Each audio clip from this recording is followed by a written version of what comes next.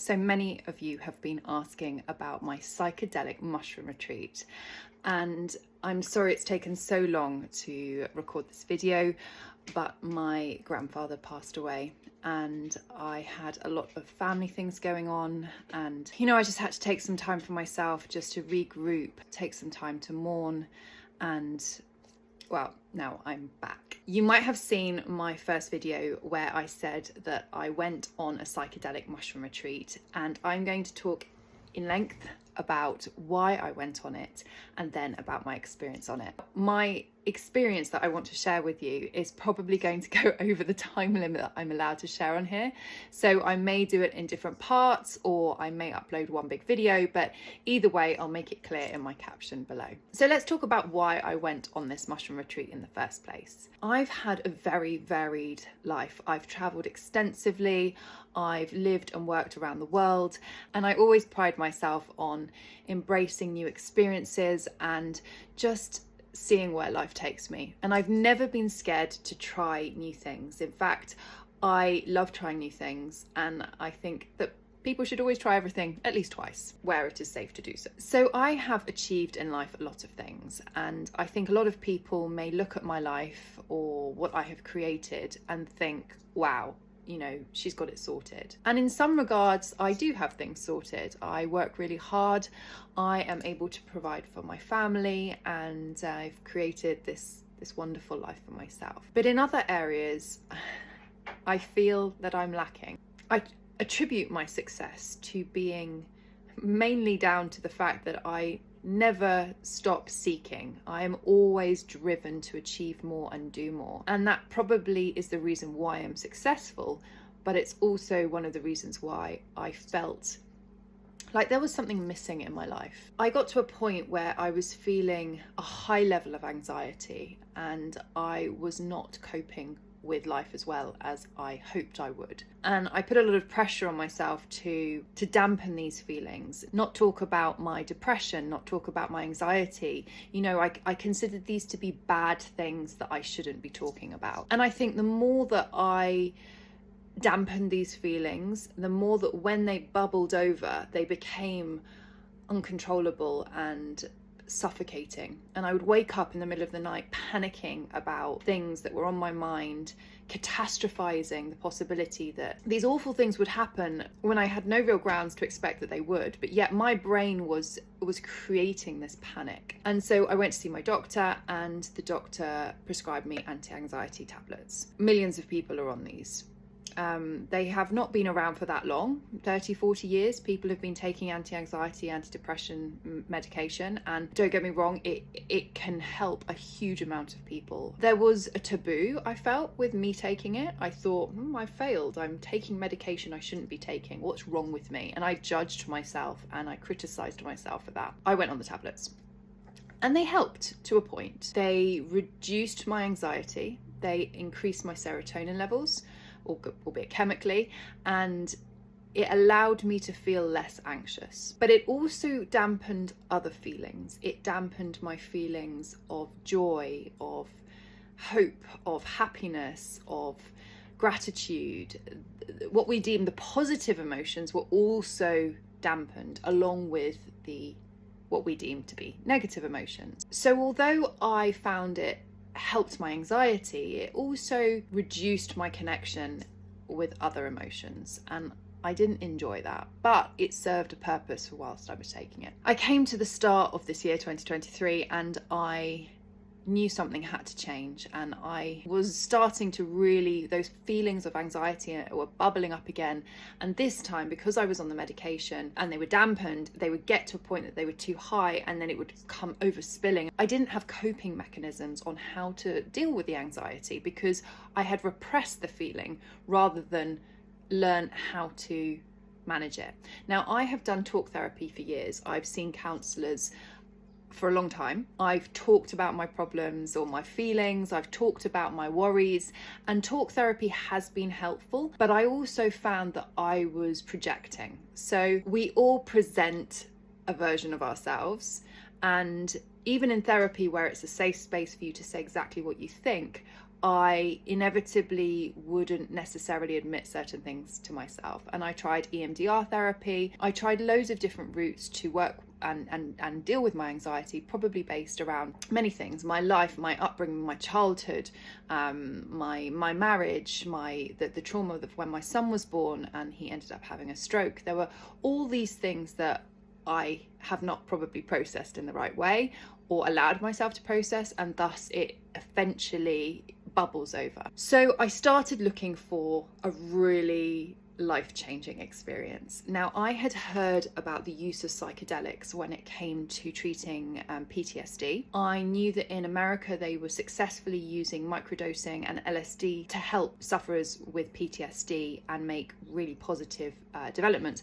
But I've always been terrified of psychedelics. Never ever wanted to trip. I never wanted to go somewhere where I would see something that wasn't real. I had the stories of, you know, the person that takes LSD and jumps off a building thinking they can fly, or someone being stuck in this cycle of like demons or like nasty things in the room and you can't escape, or you're stuck in your mind in some way. And that scared the shit out of me. I had no interest in doing psychedelics in my life, and although lots of friends had experimented with them socially, I never went there. I didn't want to go there. But I was interested by this research about how PTSD, which is, I can't even begin to fathom what it must be like to have that terror and trauma that you haven't been able to process because of what you've been through. The fact that they are able to, or start to be seen to be, treating this with the use of psychedelics made me very, very interested on how that could potentially affect me in my,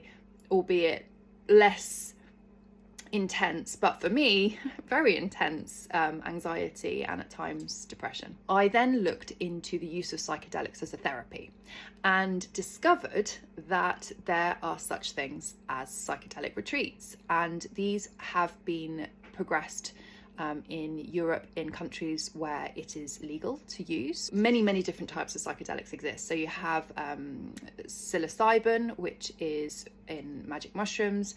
You have truffles, which are a type of, again, mushroom based. You have frog, which causes people to hallucinate. You have ayahuasca, which is very famous from South America. And there are all these different and then you have chemical-based drugs such as LSD or MDMA, etc. So you have the natural and you have the chemical, but in essence, they allow the brain to open to different pathways. And of course, drugs in the United Kingdom are highly controlled. Psychedelics are illegal. There is a general theme of thought that if you're doing something that's illegal, it's bad for you. But then in some countries, it's not illegal. And in some countries, they are now using MDMA and psilocybin to treat depression and anxiety and post-traumatic stress. And it led me to think, why has a man in a suit, probably, somewhere along the line said, this is a bad substance, no one should use it, never going to use it again. But yeah, they're very willing to prescribe me antidepressants, anti-anxiety medicine. They're willing to prescribe me pain relief. Who does that make rich? It makes the pharmaceutical companies very, very rich. It makes the governments rich with tax. Whereas if someone was to grow some mushrooms, it doesn't make anyone rich. I was not going to be confined by what the UK government believes to be legal or not. I wanted to look at something that could change my life. I did so much research. I went online, I looked at all the different companies offering retreats, all the different types of psychedelics out there. I looked at research papers done by medical groups, by real life doctors and therapists creating positive change in their patients. So I wasn't interested in pseudoscience. My parents are both doctors. I was adamant that I would only do this if it was going to help me. At that point, I then started reaching out to a number of companies, albeit mainly based in Holland. And I had quite an extensive process to go through. You had to fill out questionnaires, and quite a few of the retreats I reached out to would not accept me based on the fact that I was on the anti-anxiety medicine. They told me I either had to come off it or I couldn't come. At that point, I didn't feel like, I'd been on the tablets for about 6 months. I didn't think it was wise to just go cold turkey and also take myself off them and then go and do something that was so dramatic. And I continued to do my research and looked at the interactions between psilocybin and and anti-anxiety medication and how it can interact negatively and positively, because I wanted to be informed about what I was going to do if I went down this route. Because I'm a mum, I have a family, I don't want to do anything that could risk my life. Finally reached out to a company called A Whole New High. Now, this is run by a lady called Kerry and Alice, and it's just awholenewhigh.com. And I filled out their extensive medical questionnaire. It was very open about everything in my family history, mental illness, any family members that have been committed, which there haven't been, suicide risk. They're very detailed in their medical questionnaire that they take. And I obviously revealed that I was on these anti-anxiety medications. So Kerry and Alice came back to me and they said, look, we recommend that you come off the medication at least 2 weeks before coming to the retreat, or you can read these articles on the pros and cons of being on psilocybin whilst also on long-term anti-anxiety medication, and you can make an informed decision if you still want to come whilst on them, and you obviously have to sign a release form. So my parents are doctors, and I spoke to them and I did some more research, and I saw that the only main risk was if you have a serotonin overdose, which is dangerous. But because I was on a very low dose of the anti-anxiety medicine, I felt that it would be unlikely that I would overdose, and I took medical advice on this. And so I decided that I would go on the retreat whilst I was still on the anti-anxiety medicine and sign the disclaimer. So that's what I did. So the process of booking on the retreat was really straightforward. Like I said, I filled out the medical questionnaire, I went back and forth with questions and their concern and a path forward. And then I had an interview with them, and I met the lovely Kerry, who is one of the main guides and owners of A Whole New High. And we spent time talking together about why I wanted to come onto it and what I was looking to get from it. She was assessing me and I was also assessing her. It was important that I felt comfortable with what she was saying and also what she was offering. They sent me the deposit.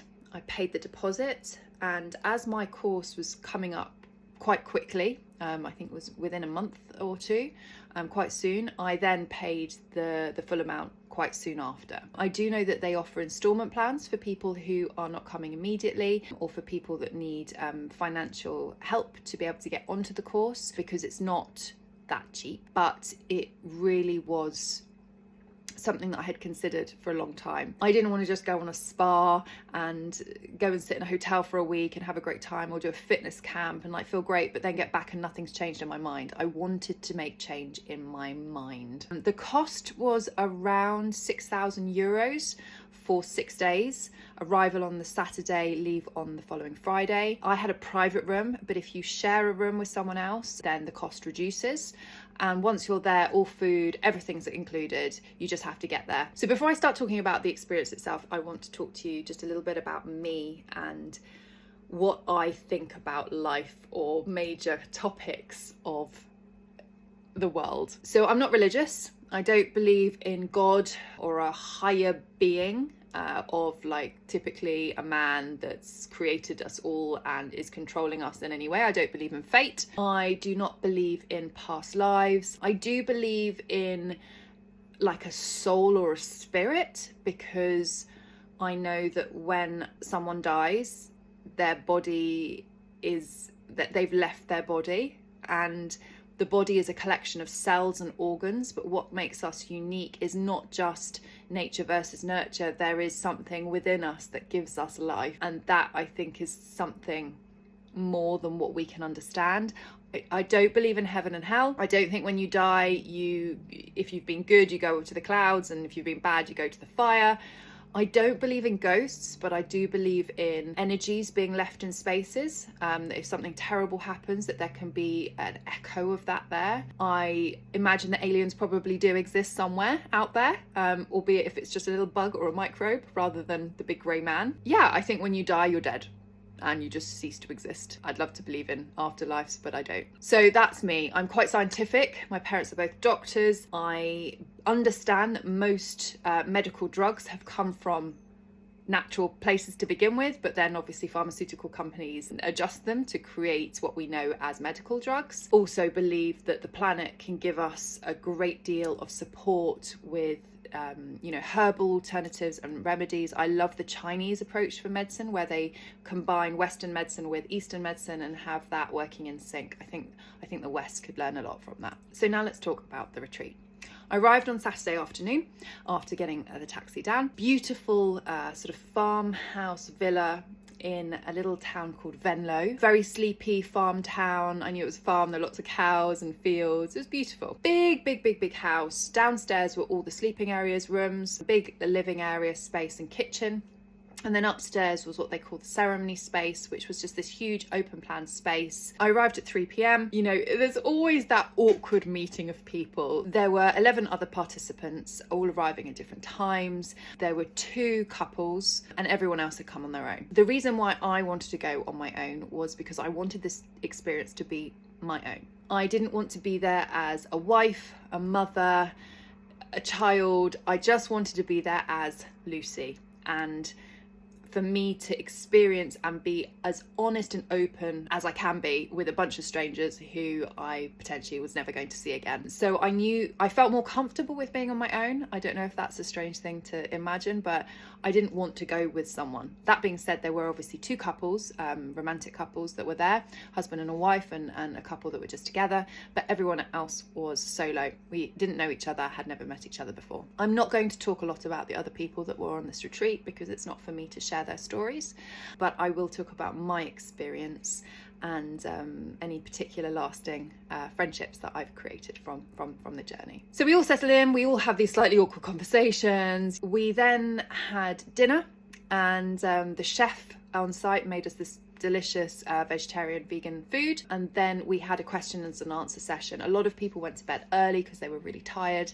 I stayed up and asked a zillion questions because I was like, must be prepared. Before we got out there, they had sent us about, I want to say 80 hours worth of videos to watch, and that was really helpful. So I had watched a lot of the videos. I'd watched almost all of them. There were a few that I ran out of time for because I booked the course quite close to when I attended it, but I watched the majority of the videos, and these videos were all about how to avoid bad trips, how to avoid panic, how to work on your intention, etc. And they had told us to bring various items from home. They told us to bring some photographs if we wished for family members, an item that we felt safe with, and an eye mask and a water bottle, and a few other things, but just sort of logistical things. And the next morning we woke up at 8 a.m. for our integration day and optional microdosing. Now, everything was by invitation, and by that I mean at no point did you have to do anything you didn't want to do. So you didn't have to take part in anything, you didn't have to swallow anything, you didn't have to say anything if you didn't want to. Everything was by invitation. So we were invited to microdose on the morning. We did it before breakfast.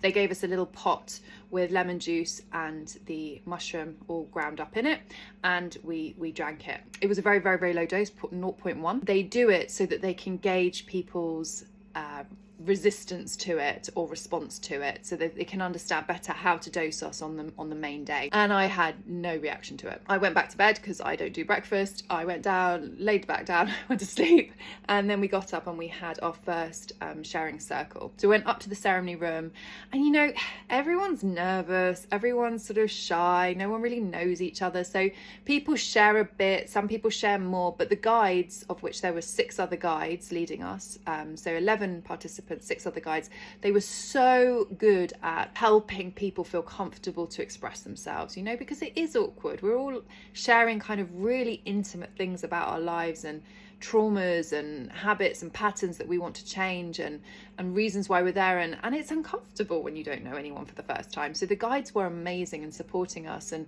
holding space for us. So we all shared about why we were there. Some people shared a lot, some people shared very little, some people shared nothing at all. And then we stopped for lunch, and then we came back and did some more exercises. We were asked to speak to the other person for 7 minutes without the other person speaking, which is a really interesting exercise to do because the other person really listens, and when you're being spoken at, you almost desperately want to tell them what you think, but actually that's not the point of the exercise. So it's really interesting to hold space for someone and just listen to what they have to say and engage with them. And I was really moved with what I was told by the person I was sat opposite. I had you know, we're different ages, different backgrounds, different countries that we've grown up in. But when she told me her story, I cried. I was moved by it because I felt so much of my own journey was reflected in hers. And I found that really interesting, how as the days went on, we all understood how much we reflected each other and had lived so much of what each of us had lived, even though we had grown up in different countries, different cultures, different ages. Just fascinating. And then we split into small groups and we worked on our intention. Now, the intention was something that was important to lead us through the journey. One of the guys described it as a bow and arrow. So she said, you pull back the arrow with the intention and then you let it go. And the intention is fired into your mind, into your experience, your journey, and what will come will come. And so we worked on what it would be. And at first I started with, what do I need to be happy? And it was interesting because at this point, the guides discussed this intention and they said, and I'll paraphrase, happiness is a state of being, you know, like joy, grief, sadness, happiness, excitement, anticipation. These are all kind of feelings we get. And happiness on its own is obviously a release of serotonin, but you can't be happy all the time. It's just not possible. However, you can be fulfilled all the time. And when you are fulfilled all the time, you can then experience happiness, sadness, joy, grief, depression, anxiety, loss, everything that human beings feel, but you're still fulfilled. And that really resonated with me, and I really understood that. So I shifted my intention to be, what do I need to feel fulfilled? So after we'd all gained our intentions, and some people shared it publicly, some people didn't, we then had lovely dinner, and by this point we're getting to know each other, getting more relaxed, but you know, we're all still very nervous about the following day. I had had a boost, which is a second microdose at about 11 a.m, and again, zero, no effect, nothing. I felt relaxed, but I think I was in a relaxing space. So other people, it was like they'd had a glass of wine, they were a little bit more chill. Some people said that the walls were sort of, colours became a bit more vibrant. Nothing. So based on our microdosing, the guides then helped us establish what would be the right dose for the first ceremony day. And I think that was a really valid step, very important. It made us all feel a lot safer, which is really key to any experience like this. So we had a lovely dinner prepared by the chef and we all went to bed. Day 2 came, the first ceremony day. In the ceremony space, they had this beautiful rug set up with the different elements: fire, wind, water and air. And we also had tarot cards that were laid out, and we were invited to place any items that we brought with us either on the ceremony space, photographs or items, or take them to our own area. So you go up into the ceremony space, and we started with a sharing and grounding circle that morning, and we all sat around and we all talked about our fears, and of course everyone was freaking terrified.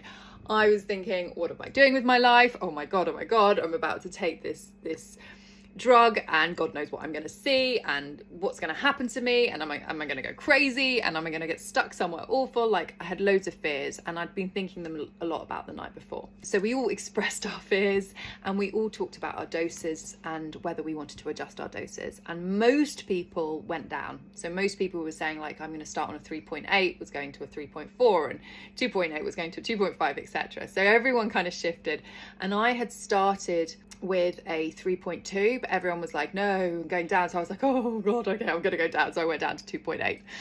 And one of the guides, Connie, was like, okay, I think you'll probably need more, but okay. I was like, okay. So anyway, we then split up, and basically in the ceremony space, there's all these mattresses. Go over to your mattress and you bring up your duvet and your pillow from downstairs. And I'm wearing like my pajamas, so I'm really comfy and cozy, and they give us eye masks, even though I'd brought one with me, and I had my water bottle, and I laid out my photographs of my childhood around the bed, and I had from home my teddy bear from when I was a child. That was the item I brought that I feel safe with.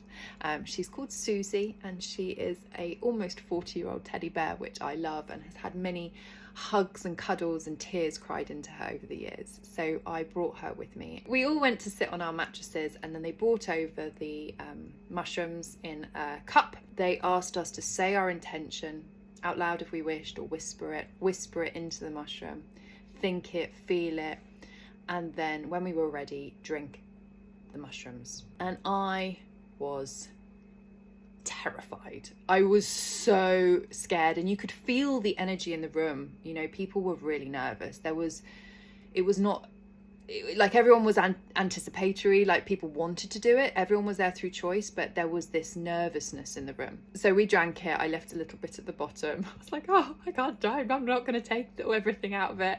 I put my cup down, and then we were invited to lie down, get comfy, and put our eye mask on. So I lay down, put the eye mask on. They played this beautiful music, which sort of fills the space.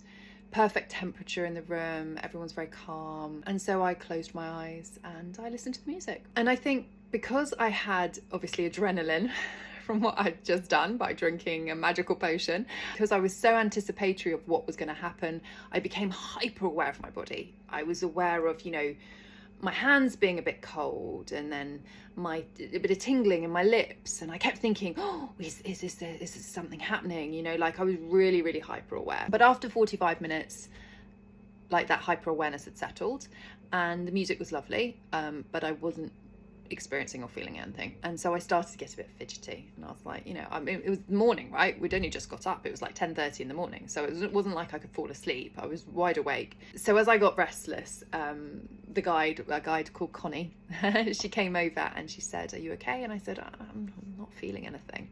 And she's like, I knew you'd need a boost. Like, okay, Connie, you were right. I was wrong. I will bow down to the fact that you know what you're doing much more than I do. She said, I'm going to go and get you a boost. So off she goes. She gets me a boost. She gets me, I think, another gram. So I was up from 2.8 to 3.8. And I drank it down.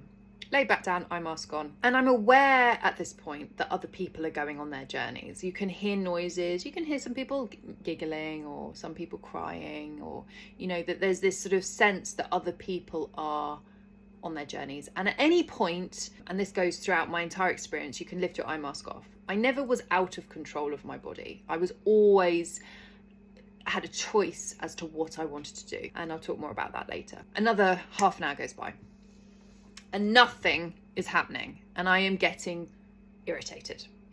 And I'm lying there and I'm thinking, I've come all this way.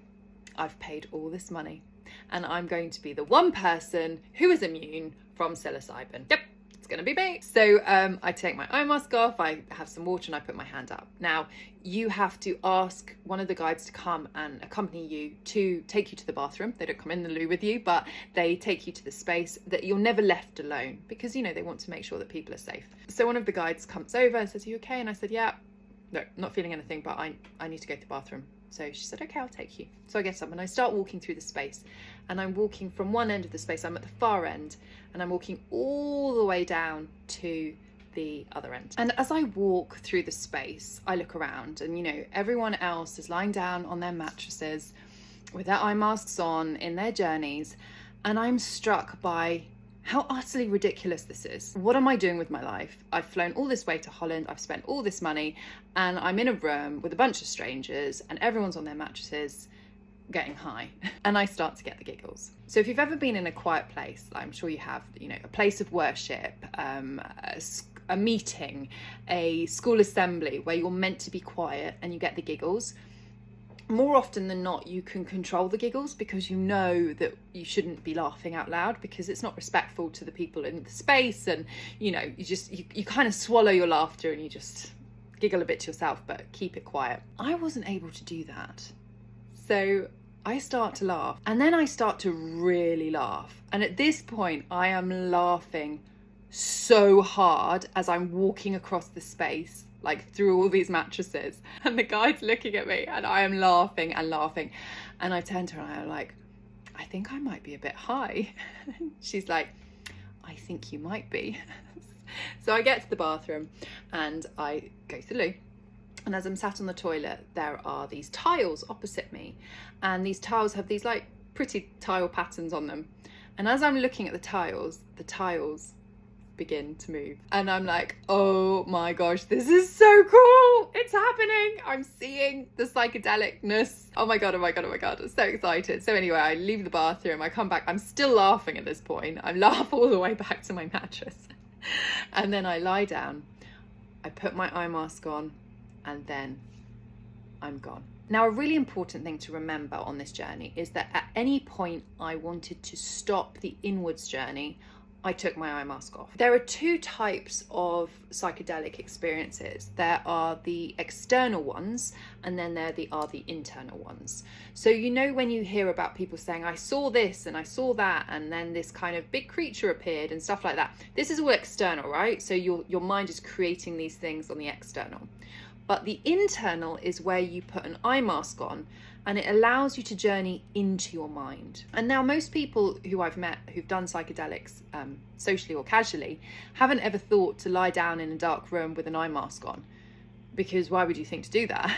But therapeutically, that's what they have understood can heal and look at patterns of behavior and trauma and make these shifts. By putting the eye mask on, you allow the medicine to let you journey inwards into your mind, which is ultimately why I was there. I wasn't there just to have a great time. I was there to make cognitive change within my own mind. The first thing that I became very aware of whilst I was journeying inwards was my mind, and the music took me into my mind.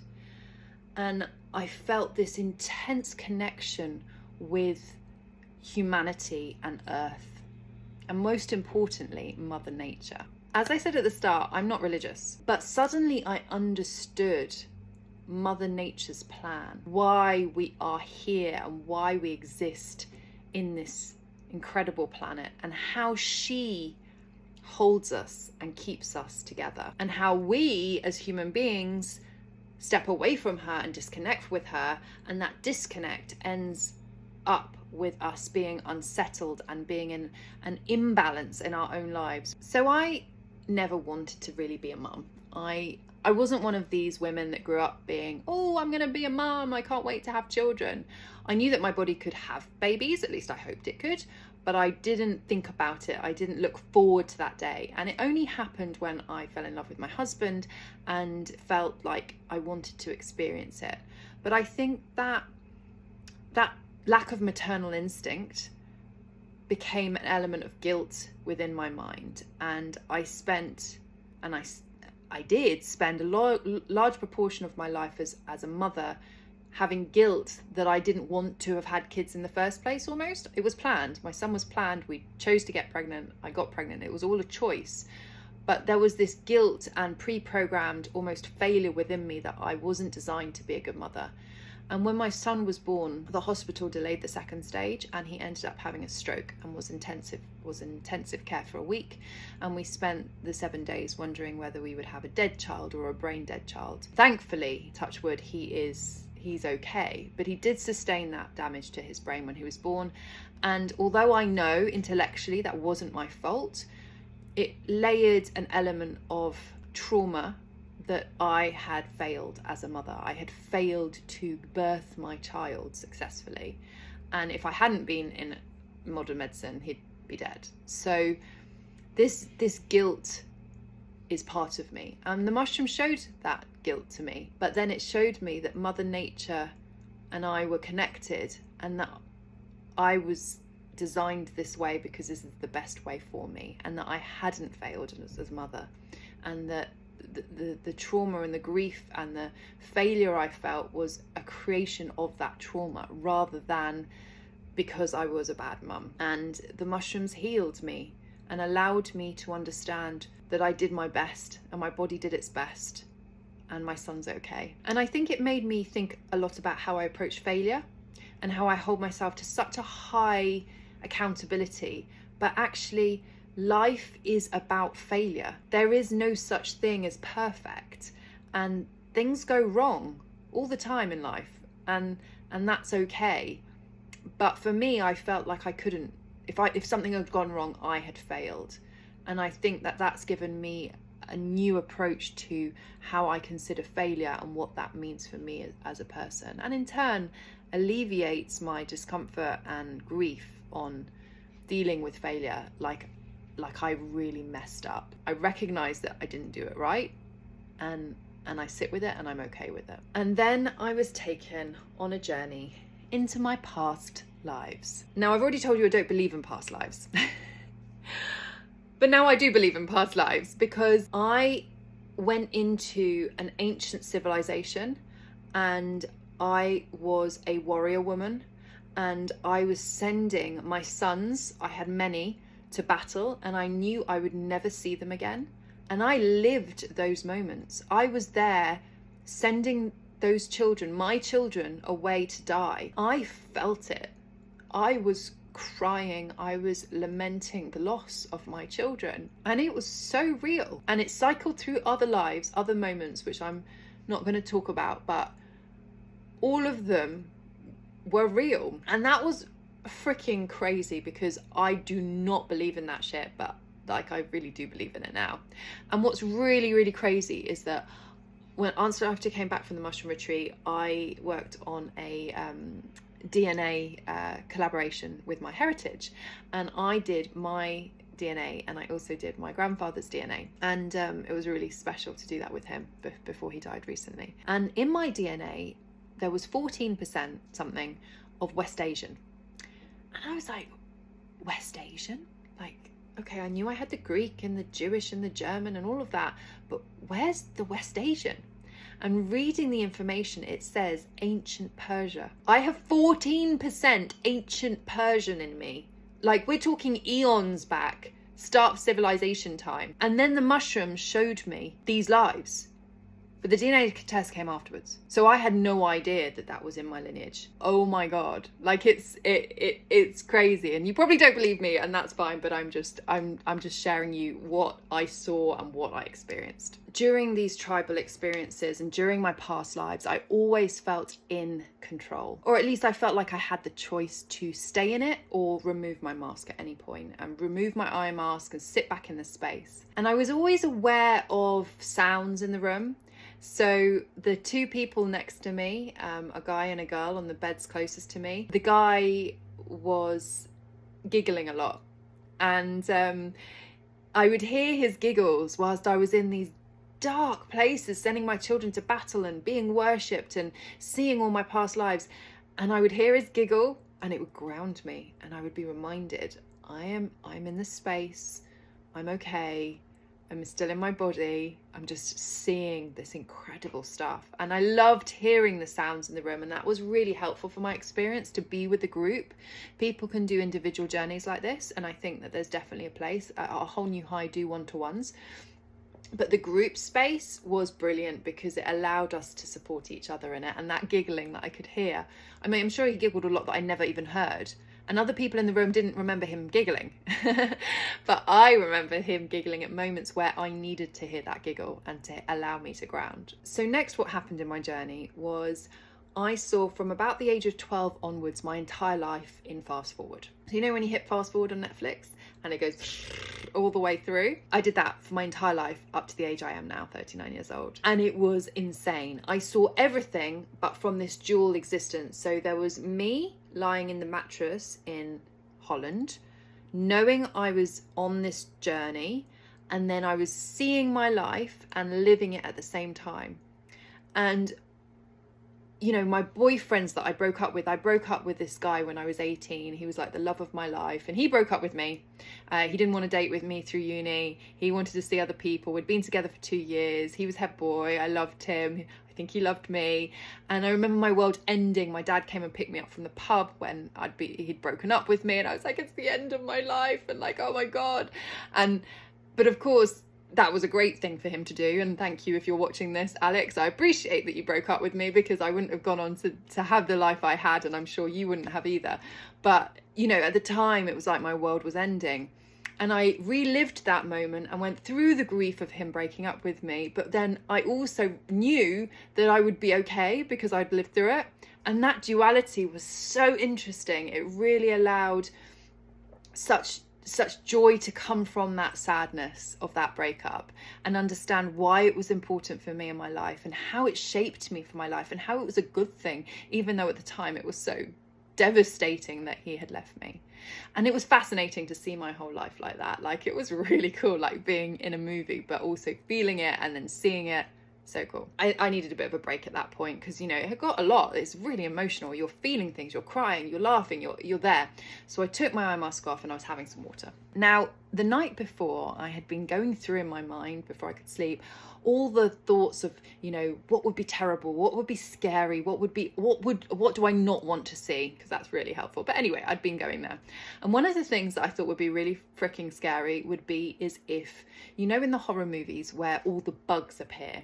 So you know how the character sat there and like the bugs come out of the wall and the cockroaches are climbing in their mouth and they're like having that kind of horror dream. That was what I thought would be terrifying. So I'm sat there having my water, relaxing on the mattress, just in the space, watching people on their individual journeys. You know, some people are eye mask off, most people are in their journeys. And I see this black spot on the wall.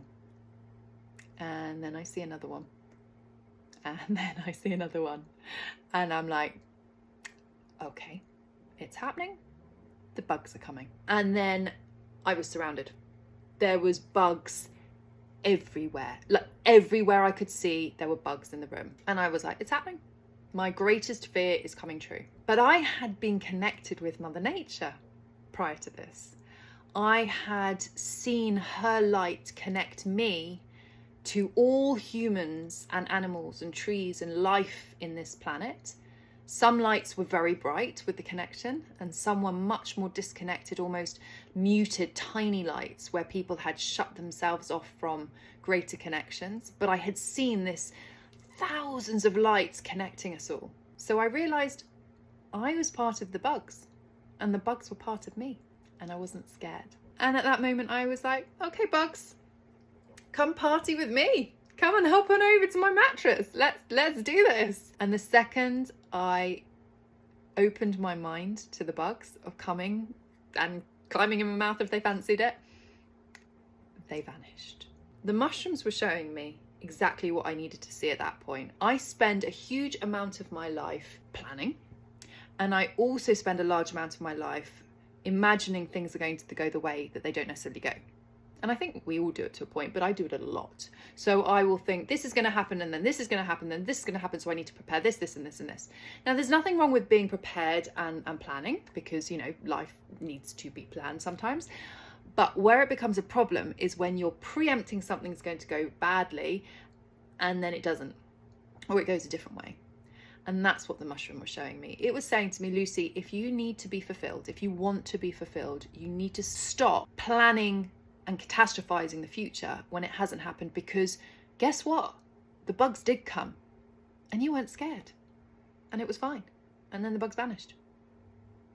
But you thought it was going to be a problem when it wasn't. So I have slowly started to fully understand why on an emotional level I do that as a human being. And now I can make cognitive change to not do that anymore. It's still not easy, but I understand it emotionally and on a very deep level as to why I do it, and why by doing it I cannot reach fulfillment for myself. So the bugs showed me the truth in that area. And then I decided to look at my photographs. So I lay down and I held my photos, and the most magical thing happened. My grandma died almost 17 years ago, and she was just the most incredible, joyous, wonderful human being.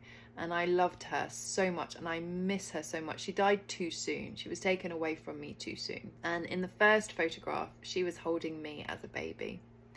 Now, you know in Harry Potter how the photographs move and the people come alive?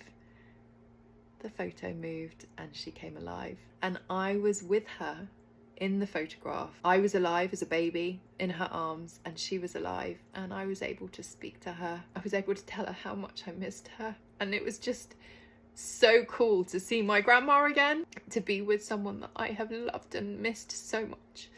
And then what was incredible is I looked at me in her arms, and I was alive as a baby, right? Now, I've seen photos and videos of myself as a baby, as a child, And it's just like, yeah, that's me as a kid. But as I looked at myself, my face changed into my son's face, Noah, and it changed back to me. And I felt this immense love for myself in a way that I have never, ever felt before.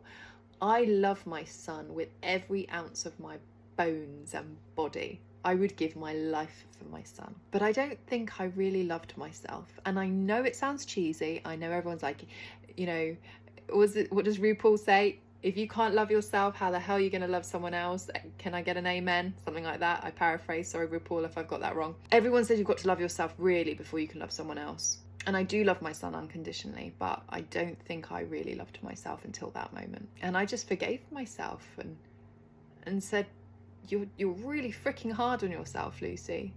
Like, when my son does something wrong, I understand it's because he's tired or because he needs something or he needs support or love. And I comfort him and I support him. But when I do something wrong, I don't do that. I criticize myself. I tell myself I've done it wrong and that I failed and that I should pick my socks up and carry on and do it better. But I felt love, unconditional love for myself. And then as I looked at my grandmother holding me, her body began to change and she was wearing this lovely outfit, and then it started to shift and she was wearing different uniforms and she was wearing different clothes. And I realized that the mushrooms were showing me all the different paths she could have taken that she didn't. She was a mother. She followed my grandfather around the world. She supported him. She loved him. She only had one child, my mum. And she could have done all these different things with her life, but she didn't. She chose to be with my granddad and support him and be the most incredible mother and wife and look after her daughter and then in turn look after her grandchildren. And she didn't feel sadness for all the lives she didn't lead because she was so proud of what she had created.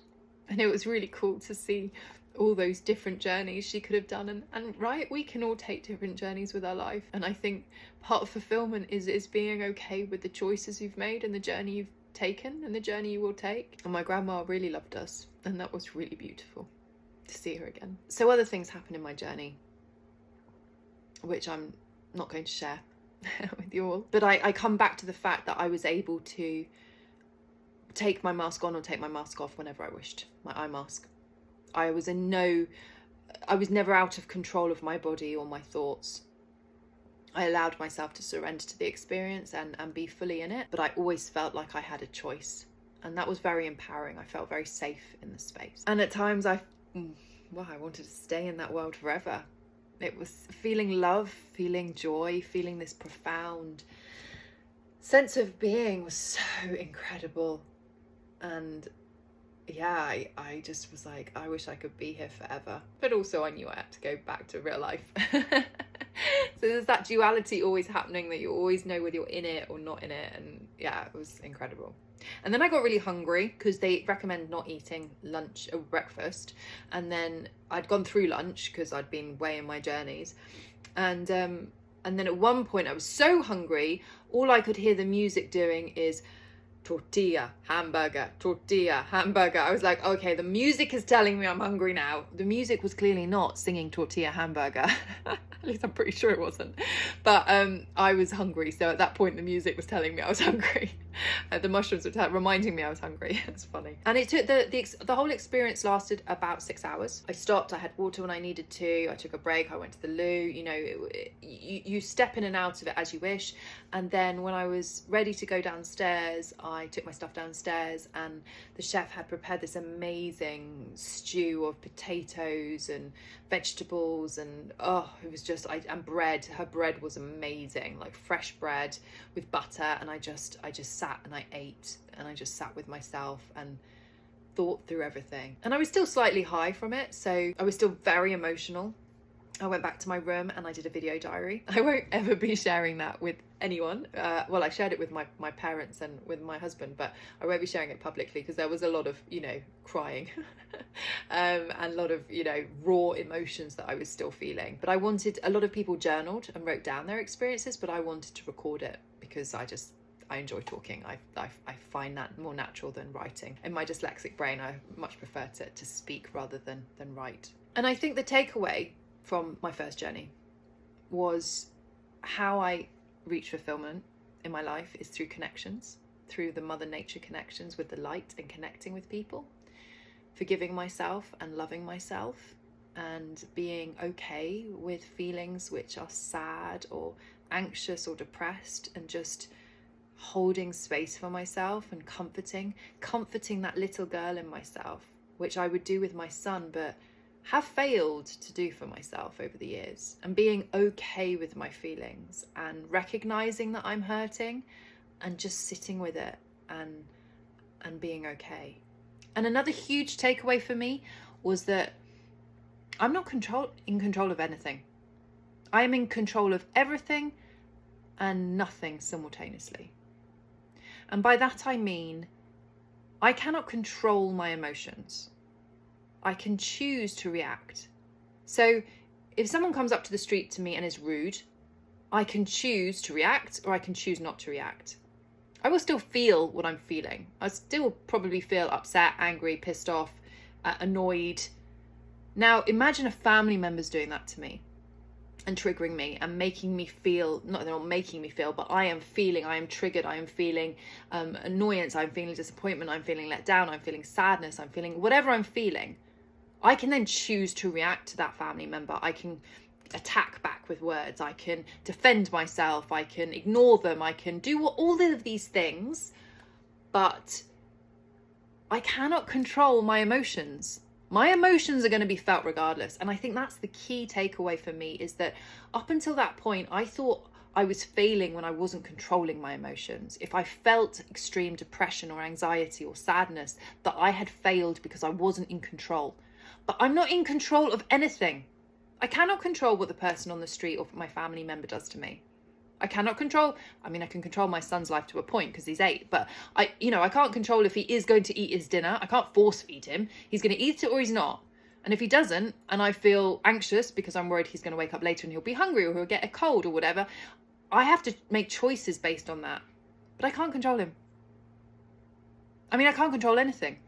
And I think that liberating thought makes me understand why the fear of losing control is so great. And that's why I used to reach for alcohol. That's why I used to reach for a glass of wine, because it dampened my feelings. It made me feel okay with being out of control. But actually I understand now that I am out of control with everything. I cannot control when I die. I cannot control if someone hits me with their car. I cannot control anything. I can make choices. And that's all I can do, both emotionally and physically.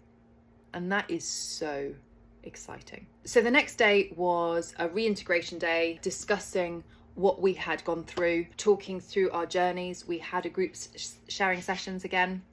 Then we had individual sessions, and we were able to share as much. As I said, it was all by invitation. We were able to share as much or as little as we wanted to. There was a lot of therapeutic work at that point, a lot of counselling, listening.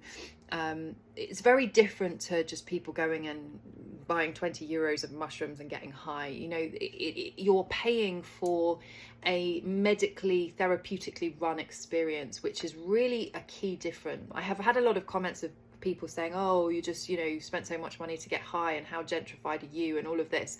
But I've spent a lot of money on therapy all my life. And I do believe that mental health and well-being is as important as physical health, if not more, because how your brain is directly affects the rest of your body. So people who poo-poo mental health, just need to go away. And if you do recognize that mental health is something to be looked after and cared for, then spending money on your mental health shouldn't be a bad thing.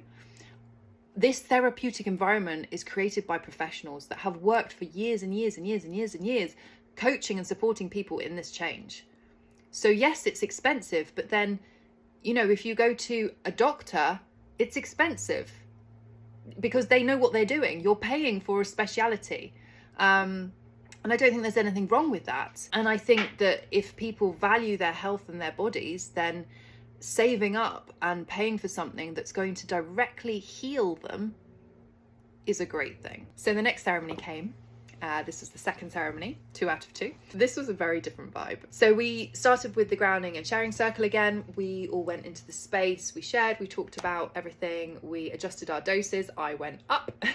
I started at 3.8, which was what the dosage I'd been on, ended on the first journey. And we then worked on our intentions. We had done that the day before. And my intention this time was to connect with the truth of myself. I was really interested about maybe exploring my childhood. I wanted to really delve into me, how I worked. You know, I'd learned so much from the first journey. So connect with the truth of myself. We went to our mattresses, we had our mushroom drink, and this time everyone was very excited about taking it. So we were downing the mushrooms. I poured water into my cup to get like every inch, licking it off the cup. Etiquette out the window. I was like, get this in me. I'm very excited. Everyone very excited.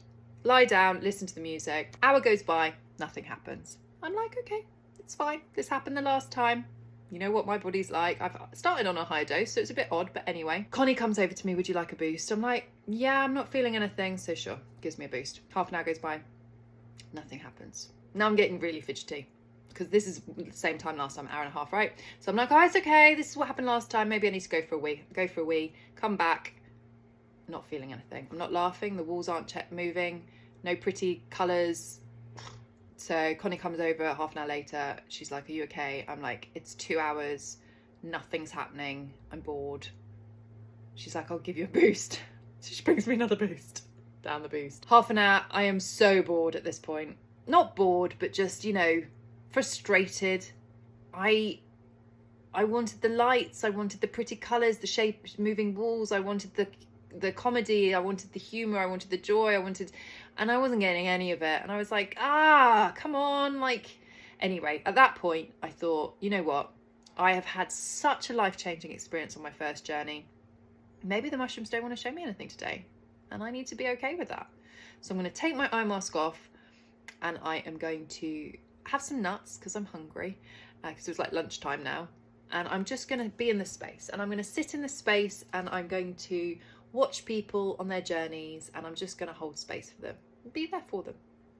So take my eye mask off, ask Connie, I'm like, look, I'm not feeling anything. And she's like, oh, okay, you're on a very high dose now. And I'm like, yeah, well, whatever, can I have some nuts? So I sit there and I eat my nuts. And at this point I really had accepted that nothing was going to happen. I had surrendered to the fact that it wasn't going to work. And 2 beds down was a young man from England who was on his journey, and he was lying on his side with his arms crossed. He was very calm, very comfortable, but you know, I could see that he was in his journey. And I'm sat there eating my nuts. And as I look at him, a 3rd arm grows out of his side. And it has long fingernails, even longer than mine. And it is stroking the side of his body like this. And I'm sat there eating my nuts and I'm like, I'm pretty sure this chap doesn't have 3 arms. I've known him for almost 4 days. I would have noticed the extra limb. And I'm not scared. I'm just like intrigued by this 3rd arm and I'm watching him. It's not a 3rd leg, by the way. You'll be pleased to hear. We were all fully clothed. And so I'm eating my nuts and I'm like, what am I seeing? I'm like, oh, it's his demon. Very matter of fact, I'm just like, I'm seeing his demon, his inner demon. But you know, his demon wasn't freaking him out, wasn't causing him to get scared. It was just stroking him, just comforting him. And I was like, he's okay. He's just having his moment with his demon. And then I started to look at the guy's face and his face started to shift, I think, towards showing me the demon. And I was like, you know what? I think I'm high right now. I think I'm just going to leave him and his demon to it. And I think I'm going to go on my journey now. So I put my nuts down, eye mask on, lie down, and I'm off. This time I'm in space.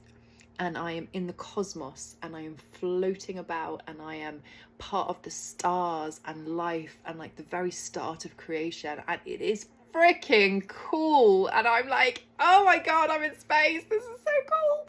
And I'm just having the best time. Whilst I'm exploring space, I hear some giggling. Now, there had been a moment with the lady in the bed next to me, I'm not going to go into her story, where she had got very hungry on her first journey and eaten some bananas, even though she doesn't like bananas, but she'd eaten the bananas.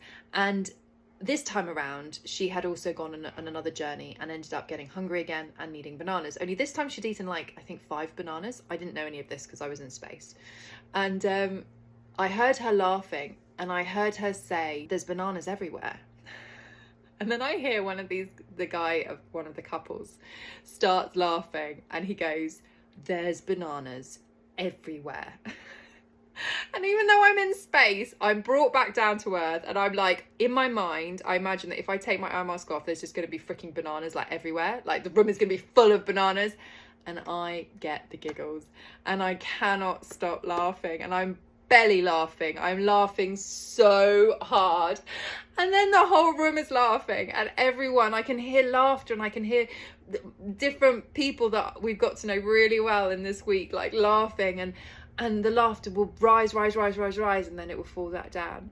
And then someone will get the giggles again, and it will rise. Oh my God, it was so funny. And we just had so much joy from laughing from the bananas. The bananas made us laugh so much. Just pure childhood joy. Joyous, like laughing. Oh my God, it was amazing. Over the bananas. And then I went on a journey with a relationship with my father, which I'm not going to talk about. It got quite dark. I ended up visiting the concentration camps that a lot of my family members didn't make it out of. And at that point, I was very deep in my journey and crying. And the guides had established with us how we needed comfort. And I had said to Connie and the guides that I appreciate touch. So a touch on my arm, on my hand, on my head, more so than talking. Touch was important. Touch is important to me. And I had got to a very dark place, and I took my eye mask off just to have a break. And I was crying, and she was sat next to me, and she was holding my hand. And I wasn't really aware she was there until I took my eye mask off, and she was there with my hand in hers. And she had these beautiful feathers connected in her hair. And I had my eyes closed, but I knew it was her. And as she leant forward, one of the feathers touched me on my arm, and she turned into this angel, this beautiful white winged angel, just holding me. And I cried, and she stroked my hair, and I felt such safety, the most profound safety that I've ever felt in my whole life. I don't think that I ever felt that safe, even with my parents, because I recognised that they had their own traumas and issues that they were dealing with. And in that moment, I felt utter love and safety. And it was the most beautiful healing moment for myself. Just a lot to process and a lot to learn from. And I didn't see my childhood. Nope. Mushrooms didn't want to show me that particularly. And I think that's really interesting, because at the start of my second journey, I was like, this is what's going to happen. I'm going to get to an hour and a half in, and then I'm going to go to the loo, and I'm going to laugh, and I'm going to see the moving tiles, and then I'll be on my journey. And the mushroom's like, you're not in control. Remember what I said about being in control? You don't get to control anything. And it was only in the moment that I surrendered and I went, nah, you know what? I accept I'm not going to have a journey today. I accept I'm not going to see anything. That's when the mushroom went, again, I am in control of everything and nothing simultaneously. And did I answer my intention on the second journey? Connect with the truth of myself? Yes. I saw a great number of things from my upbringing, from my relationship with my father, and the joy of the bananas. and that joy is very much part of my life, and has been lacking over the years. And I'm going to reconnect with it again.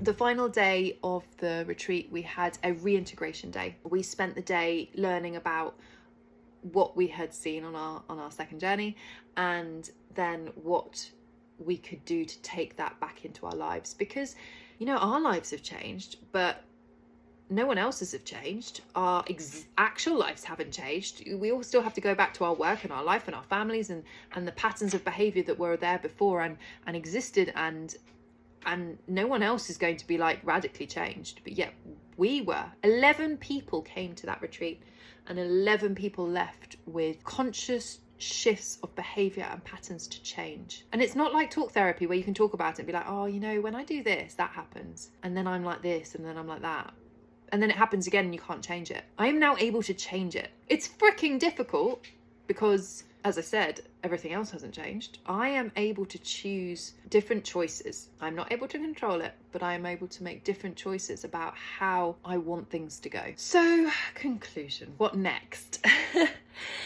Well, firstly, I want everyone I know and love that can go on something like this to go on it. It was the most incredible experience of my life. If anyone can go on it, no matter what you're working on, whether you want to make change in your own life, whether you want to support a partner that's going through a lot, no matter what it is you want to work on, whether you have deep traumas, maybe you just feel unsettled, maybe you want to connect with certain emotions. The way this has changed my life is incredible. So if you've listened to any of this and think that it could help you, do your research.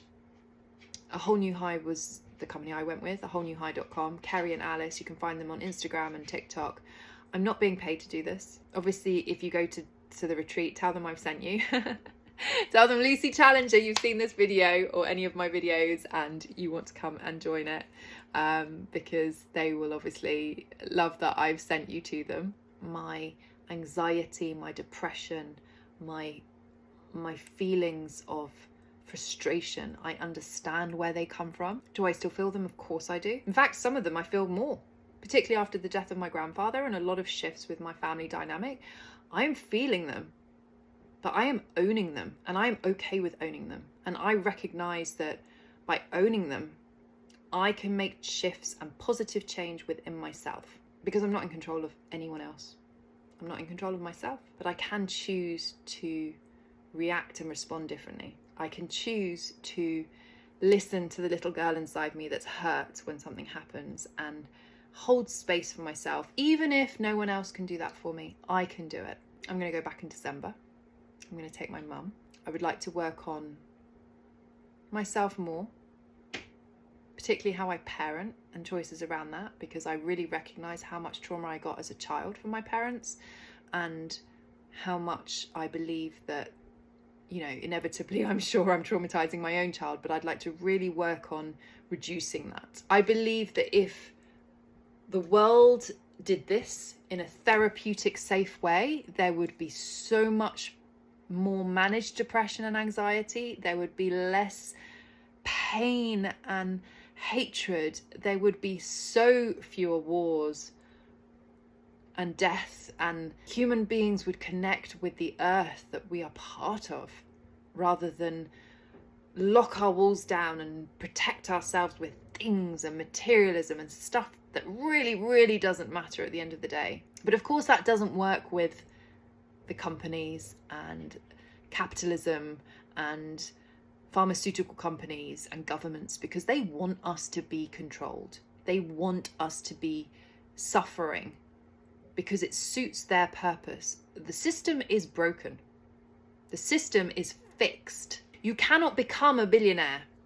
You cannot probably become a multimillionaire. You can try and you can rise above your situation, but the system is fixed. So they don't want people to have enlightenment. They don't want people to feel connected with other human beings, because what happens when that happens is we thrive. We support.